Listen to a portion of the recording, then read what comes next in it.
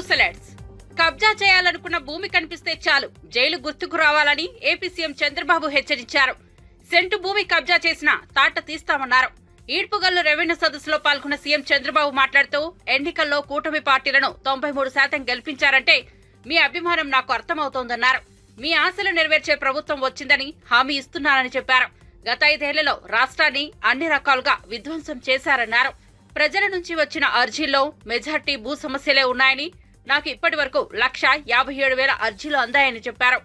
ఇతరుల భూములు కబ్జా చేయకుండా కొత్త చట్టం తెచ్చామని, సెంటు భూమి కబ్జా చేసినా తాట తీస్తాం, జాగ్రత్తగా ఉండాలని హెచ్చరించారు. ఎప్పటికప్పుడు మీ రికార్డ్స్ అన్ని వెరిఫై చేసుకునే పరిస్థితికి వస్తారు. ఇవన్నీ కూడా ఒక నిర్దిష్టమైన కాల పరిమితి పెట్టుకొని ఇవన్నీ పూర్తి చేస్తాం. ఇప్పుడు టెక్నాలజీ కూడా వచ్చింది.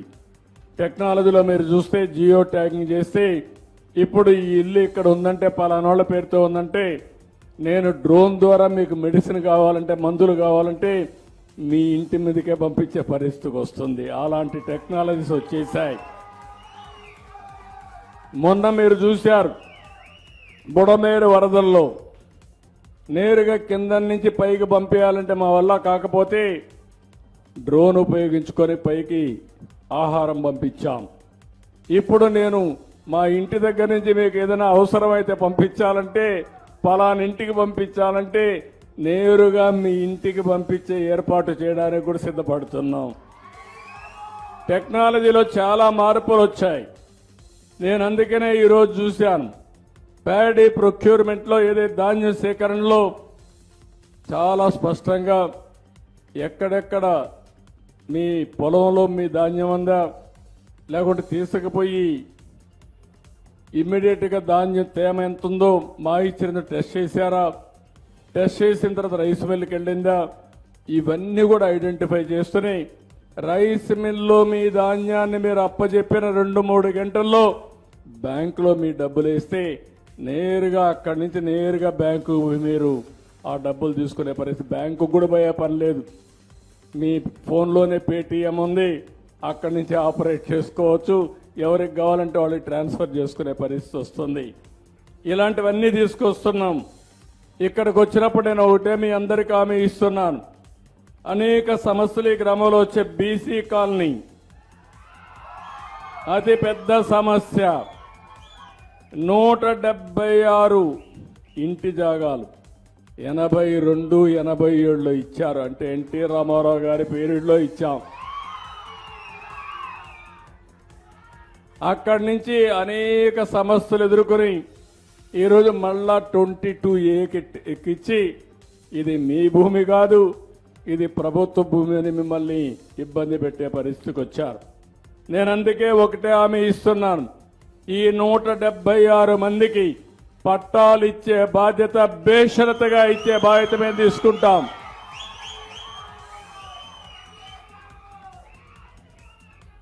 నేను కలెక్టర్ గారికి, రెవెన్యూ డిపార్ట్మెంట్కి, అదే మరిగా మా రెవెన్యూ మినిస్టర్ గారికి ఒకటే కోరుతున్నా, ఇవన్నీ తీసుకోండి.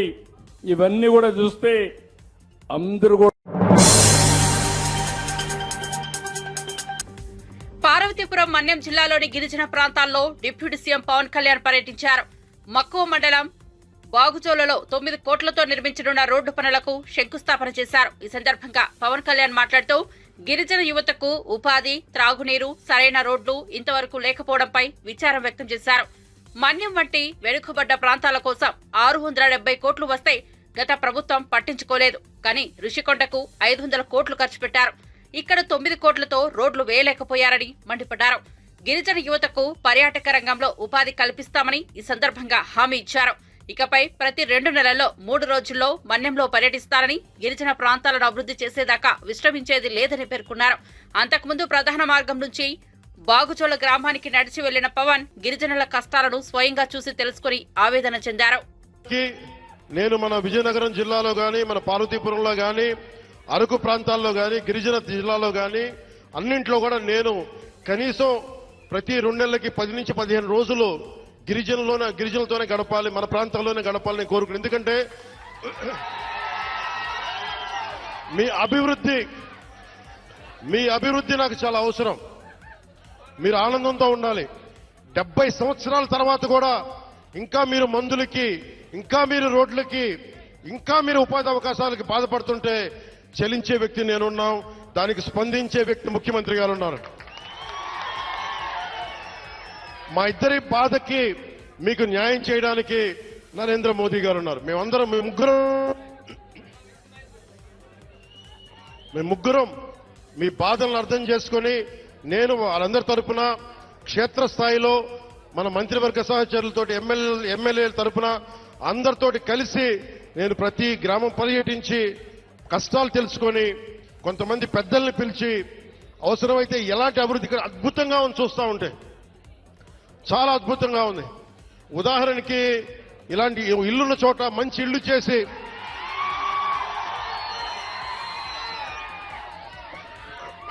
మీతో మాట్లాడి, ఇక్కడున్న అందరితో మాట్లాడి, అమ్మా కూర్చోండి కూర్చోండి, మీరు కొంచెం పక్క రావాలి. ఇలాంటి సుందరమైన ఈ కనిపించే చోట ఇలాంటి కొంత మైదానం ప్రాంతంలో కనిపిస్తే ఇక్కడ పల్లంగా ఉన్న కంటే ఎత్తు పల్లా లేకుండా చదరంగా ఉండే ప్రాంతంలో నిజంగా ఇది హోమ్ స్టేట్ అని అంటాం. అమెరికా లాంటి చోట్ల, విదేశాలు లాంటి చోట్ల ఏం చేస్తారంటే ఇలాంటి చోట్ల ఇలాంటి ఇళ్లలో వచ్చి ఉండేలాగా వాళ్ళకి కావాల్సిందల్లా శుభ్రంగా ఉండాలి. విదేశీయులు వస్తారు, చాలా మంది అడవుల్ని అర్థం మనకి అడవుల్లో విహరించడానికి చాలా మంది వస్తారు. మనకి తద్వారా ఉపాధి అవకాశాలు వస్తాయి. మీరు కూర్చోబెట్టి ఈ మనకి పర్యావరణం కోసం పరిశోధించే శాస్త్రవేత్తలు చాలా మంది ఉన్నారు. వాళ్ళందరికీ వచ్చి ఉండాలి అంటే మీరుండే ఇళ్లలోనే. తర్వాత మనకి ప్రకృతికి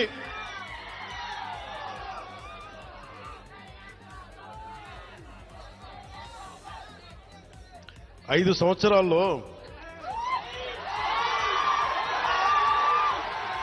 సంవత్సరాల్లో గత ప్రభుత్వం చేసిన తప్పుల్ని ఎండగట్టి గొంతు పోయింది.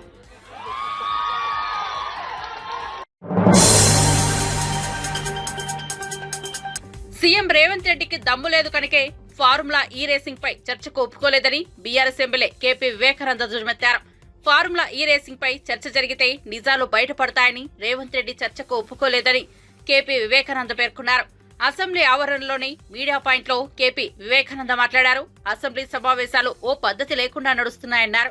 శాసనసభ చరిత్రలోనే కొత్త సంప్రదాయాలకు రేవంత్ సర్కార్ తెరలేపిందన్నారు. రూల్స్ కు వ్యతిరేకంగా సమావేశాలు నడుస్తున్నాయని, నియమాలు నిబంధనలు తుంగలో తొక్కి ఇష్టానుసారం సభలు నడుపుతున్నారన్నారు. అసెంబ్లీ సమావేశాలే నడపలేకపోతున్నారు, ఇక ప్రభుత్వం ఏం నడుపుతారు? సీఎం అనుభవ రాహిత్యంతో సమస్యలు వస్తున్నాయని తెలిపారు. సీఎం తీరు చూసి ప్రజలు నవ్వుకుంటున్నారని కేపీ వివేకానంద పేర్కొన్నారు. అన్ని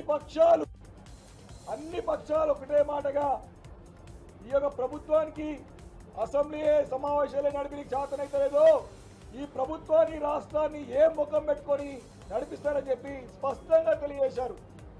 గడిచిన ఏడాది కాలంలో వారి ఘోరంగా విఫలమైంది ప్రభుత్వం. వారి ముఖ్యమంత్రి గారి యొక్క అనుభవ రాహిత్యం, వారి యొక్క అవగాహన రాహిత్యం స్పష్టంగా బయటపడుతూ వస్తూ ఉన్నాయి. సంవత్సరం కాలం నుంచి కూడా 100 రోజుల్లో ఇస్తా అన్నటువంటి 6 గ్యారంటీలకు ఎగరవం పెట్టేశారు. సంపూర్ణంగా చేస్తామని చెప్పి మాటలు చెప్పుకుంటా ఉన్నారు. ప్రజలు నవ్వుకుంటున్నారు. ముఖ్యమంత్రి గారి యొక్క మాటలు చూసి ప్రజలు నవ్వుకుంటున్నారు. ఈ రోజు గడిచిన 4 రోజుల నుంచి కూడా అన్ని అంశాల పట్ల బీఆర్ఎస్ పార్టీ తరఫున మేము గట్టిగా నిలబడి ప్రభుత్వం ఒక వైఫల్యాలను ఎండగడుతూ ఉంటే ఏ రకంగా వీరిని పక్కదారి పట్టించాలని చెప్పేసి మరి నిన్న మొన్న మా పార్టీ కార్యనిర్వాహక అధ్యక్షులు కేటీఆర్ గారి పైన మరి ఏసీబీ వారితో ఎఫ్ఐఆర్ చేయించినారు. ప్రభుత్వమే కక్షగట్టి చేపించింది.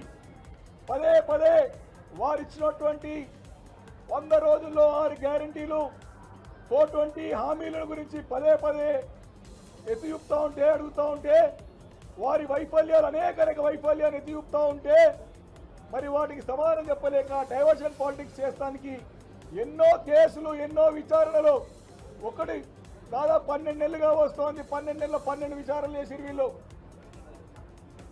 కాళేశ్వరం విచారణ అంటారు, విద్యుత్ కొనుగోలు విచారణ అంటారు, భూముల విచారణ అంటారు, కొత్తగా రింగ్ రోడ్ విచారణ అంటాడు, మళ్ళీ ఫార్మాసిటీ విచారణ అంటాడు. అన్ని విచారణ ఈయన పని మొత్తము. మరి ఈ పుణ్యకాలం అంతా మరి విచారణ ఏనికి సరిపోతుంది? 5 సంవత్సరాలు దీనికే గడిచిపోతుంది. కాబట్టి నిన్న ఏదైతే వారు చెప్పినారో ఆ అంశం పట్ల తప్పకుండా చర్చ జరగాలని చెప్పి మేము స్పీకర్ గారు నిన్న కానీ మొన్న కానీ లిఖిత పూర్వకంగా అర్జెంట్ మోషన్లో ఈరోజు అర్జెంట్ మోషన్ తరఫున అన్ని రకాల అన్ని ప్లాట్ఫామ్స్లో అన్ని ఫార్మాట్స్లో స్పీకర్ గారిని ప్రభుత్వాన్ని అడగడం జరిగింది. దానిపై చేయకుండా ఈరోజు మా హక్కు, సభ్యుల యొక్క హక్కు స్పీకర్ గారిని అడగడం, వేడుకోవడం, మా నిరసన తెలియజేయడం, మా బాధను చెప్పడం ఖచ్చితంగా మా హక్కు, సంపూర్ణమైన సభ్యుల హక్కు. 119 సభ్యుల్లో స్పీకర్ గారితో ప్రతి ఒక్కరి సభ్యుని యొక్క హక్కులు కానివ్వండి, వారి యొక్క మరి సభ్యత్వం సభ్యులు మంగళగిరి సమీపం ఆత్మకూరులోని నిర్మలా ఫార్మసీ కళాశాలలో నిర్వహించిన సెమీ క్రిస్మస్ వేడుకల్లో ఐటీ విద్యాశాఖ మంత్రి నారా లోకేష్ ముఖ్య అతిథిగా పాల్గొన్నారు. మంత్రి రాకను పురస్కరించుకుని ప్రత్యేక ప్రార్థనలు నిర్వహించారు. అనంతరం కేక్ కట్ చేసి అందరికీ క్రిస్మస్ శుభాకాంక్షలు తెలిపారు. ఈ సందర్భంగా మంత్రి మాట్లాడుతూ యేసుక్రీస్తు ప్రబోధించిన ప్రేమ, దయ, కరుణ అందరూ అలవర్చుకోవాలని పేర్కొన్నారు.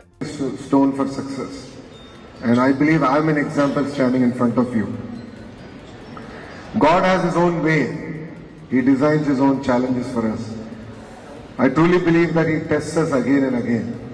And all of us should take a failure straight on its head and work hard to ensure that we deliver in what we believe. And I also believe that God has given us a lot of strength for each one of us sitting here. There's nothing about me, myself. We should all think about our families. We should think about our communities. If we all come together, we can do substantive change in society. I see a lot of youngsters here today. When I was your age, I used to also complain about things that should improve. It could be in society, it could be at home. But all of us should be the change agents, and that is very, very important. You know, John F. Kennedy in his inauguration speech said, "Don't ask what the country can do for you, but what you can do for the country." It's very, very important that we all think of it from that perspective. All of us have that strength in us, all of us have that energy in us. God has given each and every human being a unique strength, and together we can make not only our village, our ward, our constituency, but actually India a great nation. Today as we embark on our challenges and our journey towards our 100 years of independence,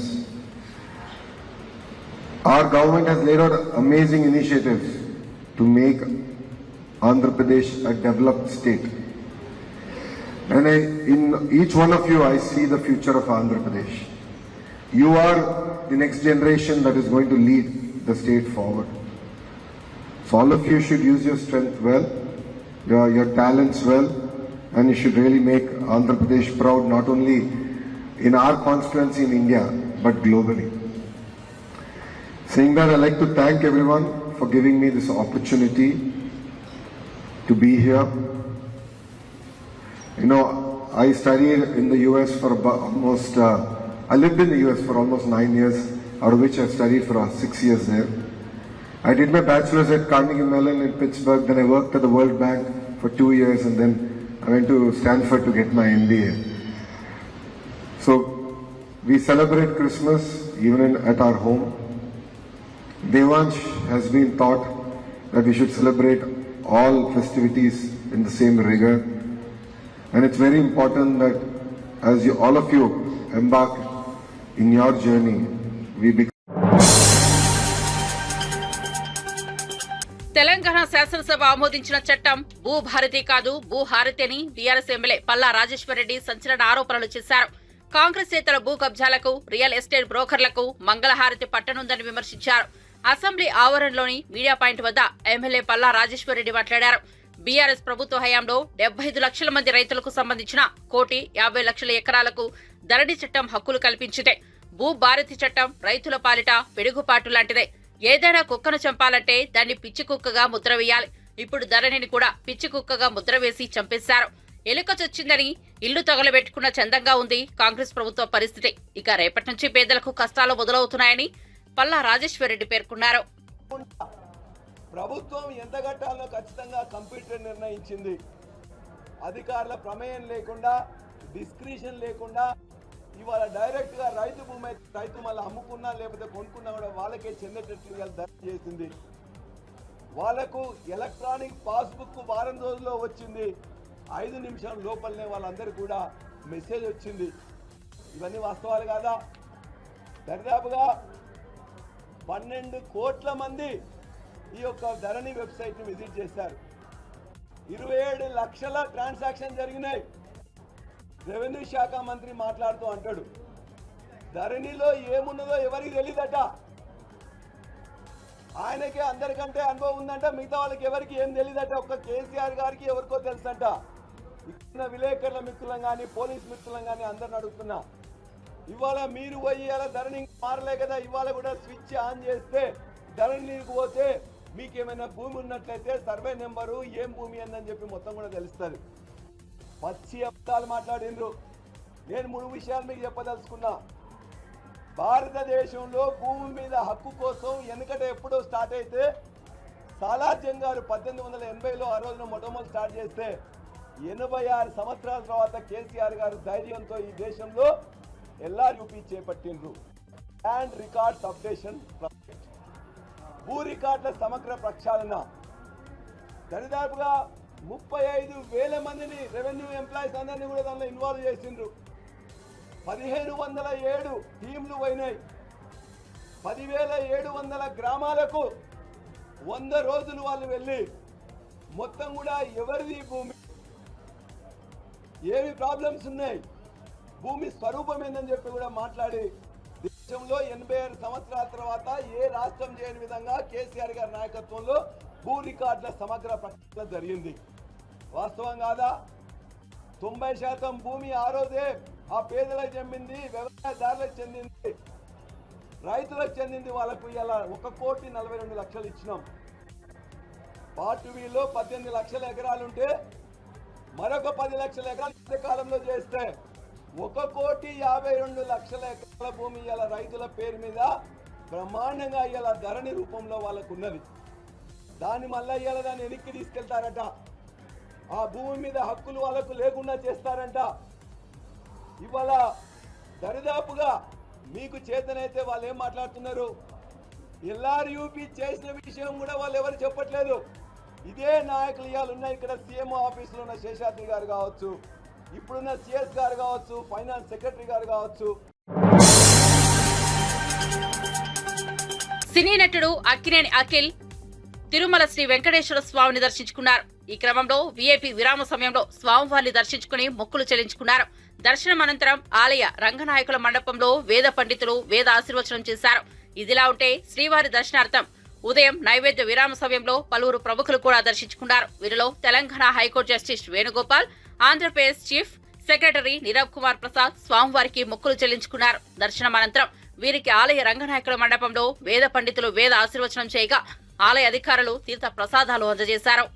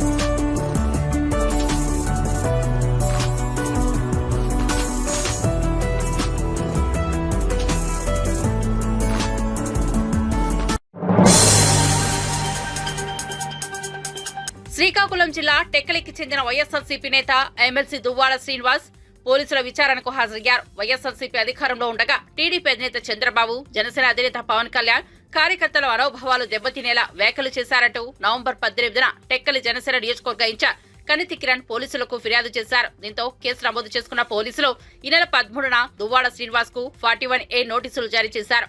ఈ క్రమంలో Duvvada police విచారణకు హాజరయ్యారు.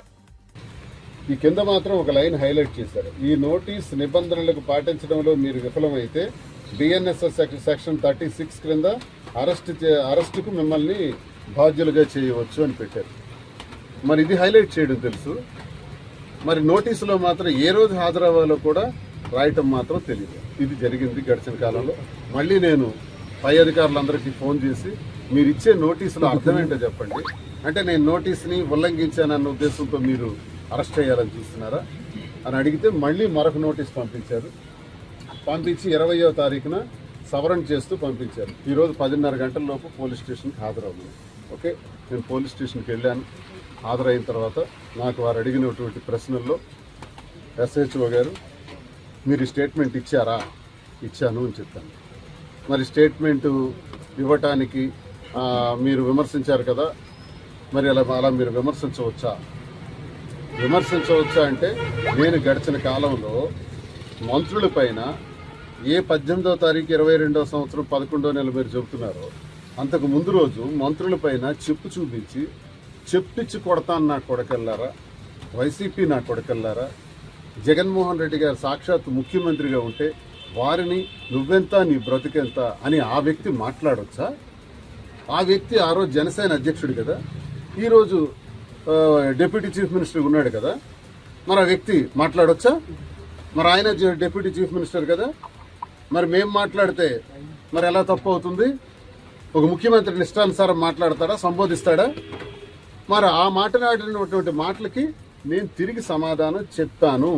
ఇది నా రాజకీయ దైనందిన జీవితంలో గత 25 ఏళ్లుగా నా రాజకీయాల్లో ఒక జడ్పీ వైస్ చైర్మన్గా, ఎమ్మెల్యేగా, ఎంపీగా పోటీ చేసిన వ్యక్తిగా, వైఎస్ఆర్ కాంగ్రెస్ పార్టీకి చెందిన వ్యక్తిగా, ఇప్పుడు ఎమ్మెల్సీగా మేము ప్రతిపక్షంలో ఉన్నా అధికార పక్షంలో ఉన్నా తప్పకుండా కౌంటర్ చేస్తాము.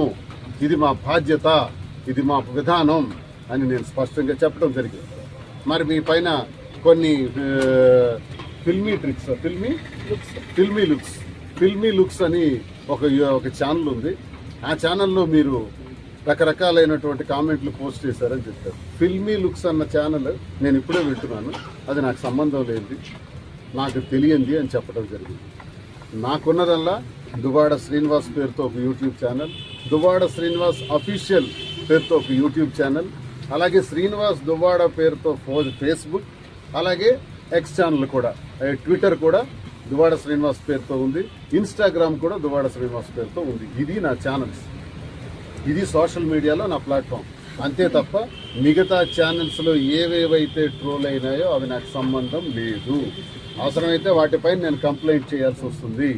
మీరు అవన్నీ పరిగణలోకి తీసుకోవాల్సిన అవసరం ఉంది. ఆ ఫిల్మీ లుక్స్ అన్నది నాకు సంబంధం లేదు. నేను పర్టికులర్గా 2-3 సార్లు అడిగారు. లండన్ లో ఫార్ములా ఈ తెలంగాణ ప్రభుత్వంపై కేసు వేయడంతో రాష్ట్ర పరువు అంతర్జాతీయంగా పోయిందని ముఖ్యమంత్రి రేవంత్ రెడ్డిపై బీఆర్ఎస్ ఎమ్మెల్యే పాడి కౌశిక్ రెడ్డి దుయ్యబట్టారు. అసెంబ్లీ ఆవరణలోని మీడియా పాయింట్ వద్ద ఎమ్మెల్యే పాడి కౌశిక్ రెడ్డి మాట్లాడారు. అసెంబ్లీలో ఒక వ్యక్తి కోసం కొట్లాడలేదు, 4 కోట్ల మంది ప్రజల కోసం కొట్లాడాం. తెలంగాణ ప్రజల కోసమే స్పీకర్ పోడియంలోకి వెళ్లాం. మాపై మార్షల్స్ తో పాటు కాంగ్రెస్ ఎమ్మెల్యేలు దాడులకు పాల్పడ్డారు. షాద్నగర్ ఎమ్మెల్యే చెప్పు చూయించిన వీడియో కూడా బయటపెట్టాలి. మా ఆందోళనలు మాత్రమే బయటకు విడుదల చేయడం సరికాదు. రేవంత్ రెడ్డి డైవర్షన్స్ రాజకీయాలు చేస్తున్నారు. ఫార్ములా ఈ రేసింగ్ కు సంబంధించి కాంట్రాక్ట్ ఉల్లంఘన కేసు తెలంగాణ ప్రభుత్వంపై పెట్టడం రాష్ట్రానికి అవమానం. అసలు కేటీఆర్ పై పెట్టిన కేసు అక్రమ కేసు. రేవంత్ చిప్పకూడు తిని అందరికీ చిప్పకూడు తినిపించాలనుకుంటున్నారని ఎమ్మెల్యే పాడి కౌశిక్ రెడ్డి మండిపడ్డారు. ఈ ప్రభుత్వానికి అక్టోబర్ 5వ తారీఖున, అక్టోబర్ 11వ తారీఖున మీరు రిలీజ్ చేసిన 55 కోట్ల రూపాయలు మాకు ముట్టినాయి. బ్యాలెన్స్ 50% కూడా మీరు ఇంకా కట్టాలి అని చెప్పి ఈమెయిల్ పంపిండు. డిసెంబర్ 2023 వరకు టైం ఇచ్చిండు. ఆ రోజు ఇచ్చిన తర్వాత వీళ్ళు కట్టకపోతే డిసెంబర్ 22 రోజు మళ్ళా మేలు పెట్టి ఇంకొక 4 రోజులు టైం ఇస్తున్నాం డిసెంబర్ 26 వరకు అని.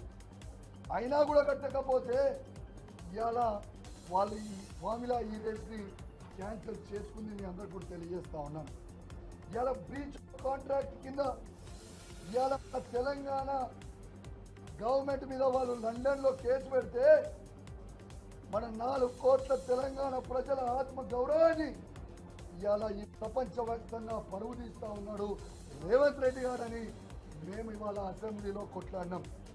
ఎస్, పోడియం దగ్గరికి పోయి హరీష్ రావు గారితో పాటు మా శాసనసభ్యులందరం కూడా పోరాటం చేసినాం. దేనికోసం చేసినాం? ఇవాళ కేవలం 4 కోట్ల తెలంగాణ ప్రజల ఆత్మ గౌరవం కోసం చేసినామని చెప్పి సందర్భంగా తెలియజేస్తా ఉన్నాం. ఇవాళ కంచెల పాలన లేదు, ప్రజాపాలన అని చెప్పి అసెంబ్లీ సాక్షిగా అసెంబ్లీ లోపల ఎంతమంది పోలీసు వాళ్ళని మార్షల్ని పెట్టి ఇలా అడ్డుకుంటున్నారో ఇవాళ మీరు చూడొచ్చు అని చెప్పి సందర్భంగా తెలియజేస్తా ఉన్నాం. ఇలా సిగ్గుచేటు ఇలా అసెంబ్లీ కూడా లోపల కూడా సెక్యూరిటీ పెట్టుకొని అసెంబ్లీ నడుపుకుంటున్నారంటేనే ఎంత చేతగానోళ్ళో వీళ్ళు ఒక్కసారి మీ అందరూ కూడా ఆలోచన చేయాలని మీ అందరికీ కూడా విజ్ఞప్తి చేస్తా ఉన్నాను. దీంతో పాటు రేవంత్ రెడ్డి గారు తీరెట్టుకుందంటే అడ్డంగా ఓటు నోటు కేసులో 50 లక్షలతో దొరికిపోయి జైలుకి పోయి చిప్పకూడు తిన్నాడు రేవంత్ రెడ్డి గారు. కాబట్టి రేవంత్ రెడ్డి గారు చిప్పకూడు తిన్నాడు కాబట్టి అందరికి కూడా చిప్పకూడు తినిపించాలని అనుకుంటున్నాడు. కానీ ఇది ఒక కుట్ర. కానీ కేటీఆర్ గారు ప్రపంచం మొత్తం చూసింది కాబట్టి ప్రపంచంలో ఉన్న మంచి పనులన్నీ కూడా తెలంగాణకి తీసుకొచ్చి పెట్టి తెలంగాణని ప్రపంచవ్యాప్తంగా అద్భుతంగా చూపించాలని చిప్పకూడు తిన్న రేవంత్ రెడ్డి గారికి, ప్రపంచం మొత్తం చూసిన కేటీఆర్ గారికి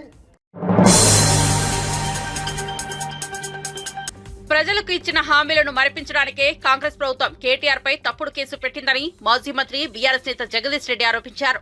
తమ నాయకులపై తప్పుడు కేసులు పెట్టేందుకు ఎన్నో ఎంక్వైరీలు చేయించారని, అయినా కొండను తవ్వి కనీసం ఎలుకను కూడా పట్టలేదని విమర్శించారు.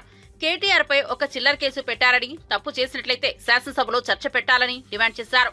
ఫార్ములా 1 రేస్ పై సమాధానం చెప్పడానికి కేటీఆర్ సిద్ధంగా ఉన్నారని జగదీష్ రెడ్డి చెప్పారు. చర్చ పెట్టకుండా ఎందుకు పారిపోతున్నారని, దమ్ము లేదా అని ఆయన ప్రశ్నించారు. రైతు రుణమాఫీ, మహిళా సమస్యలపై అసెంబ్లీలో చర్చనే లేదని విమర్శించారు. కేసీఆర్ ప్రభుత్వం 7 లక్షల కోట్లు అప్పు చేసిందని తప్పుడు ప్రచారం చేస్తున్నారని, అప్పు 4 లక్షల కోట్లేనని ఆర్బీఐ స్పష్టం చేసిందని అన్నారు. ఇవాళ కేటీఆర్ గారి పైన ఒక చిల్లర కేసు బనాయించాలని ఒక ప్రయత్నం మొదలుపెట్టారు. ఫార్ములా ఈ కేసులో ఏదో 50 కోట్లు, 45 కోట్లు, 55 కోట్లు బయటికి పోయినా ఎవరికో పంపినరు అని చెప్పి ఒక ప్రచారం చేసిండ్రు. దాని మీద మేము స్పష్టంగా కేటీఆర్ గారే స్వయంగా డిమాండ్ చేసిండు, శాసనసభలోనే డిమాండ్ చేసిండు. ఒకవేళ మీరు నేనేదో తప్పు చేసినా అని చెప్పి నిరూపించదలుచుకుంటే ఈ శాసనసభలో చర్చ పెట్టండి.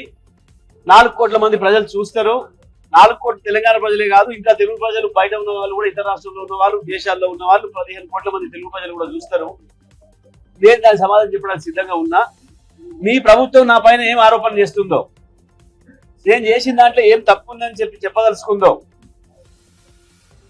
ఎక్కడ 1 రూపాయి దాంట్లో అవినీతి జరిగిందని చెప్పదలుచుకుందో చెప్పండి అని చెప్పి ఛాలెంజ్ చేశాను. వాస్తవానికి కూడా అది కేటీఆర్ గారు అడిగింది న్యాయమైన కోరిక. ఎవరైనా గ్రామాల్లోనైనా ఎక్కడైనా మాకు అన్యాయం జరిగింది, మాకు న్యాయం చేయండి అని ఒక కేసు పెట్టదలుచుకున్నప్పుడు సాగుగా దాన్ని రాసి ఇచ్చి చెప్తారు. ఎవరో నేను పలానా కొట్టిండానో, నా భూమి గుంజుకుంటానో, నా ఆస్తి గుంజుకుంటానో, ఇంకోటనో చెప్పాల్సిన బాధ్యత ఆయన పైన ఉంటుంది. ఇలా కేసు పెట్టింది రాష్ట్ర ప్రభుత్వమే స్వయంగా ముఖ్యమంత్రి గారి ఆదేశాల మేరకు చెప్పాలి.